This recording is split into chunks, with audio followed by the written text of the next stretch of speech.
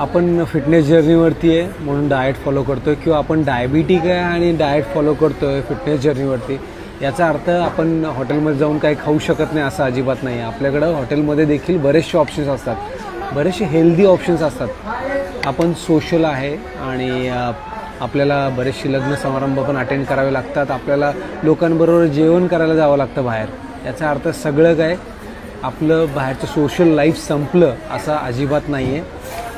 मी हे पालक सूप पितो आहे. माझा सगळ्यात पहिला प्रेफरन्स असतो की कसं आपला पोटाचा फुलनेस वाढेल सगळ्यात पहिल्या मीलमध्ये. त्यामध्ये मग पालक सूप आहे, किंवा मग तुम्ही बघाल तर आपण तंदुरी आयटम देखील खाऊ शकतो.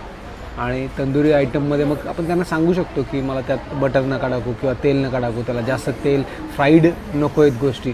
अशा बऱ्याचशा गोष्टी असतात ज्या तुम्हाला हेल्दी ऑप्शन्स म्हणून समोर येऊ शकतात. तर तुम्हाला गरजेचं नाही आहे की तुम्ही अजिबातच सोशल होऊ नका किंवा सोशल डिस्कनेक्ट फॉर्म करायचा तुम्हाला फिटनेस जर्नीवरती जायचं आहे म्हणून.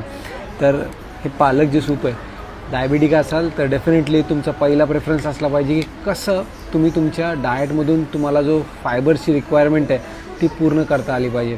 दिवसभरामध्ये डायबिटिक व्यक्तीला किंवा कोणत्याही एका नॉर्मल इंडिव्हिज्युअलला देखील 25 ग्रॅम ते 40 ग्रॅमपर्यंत फायबरची गरज असते.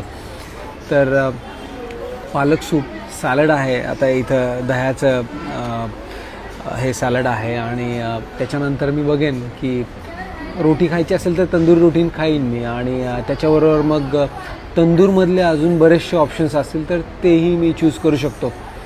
तर बरेचसे ऑप्शन्स आहेत, तुम्ही सोशल डिस्कनेक्ट फॉर्म करायची गरज नाही आहे.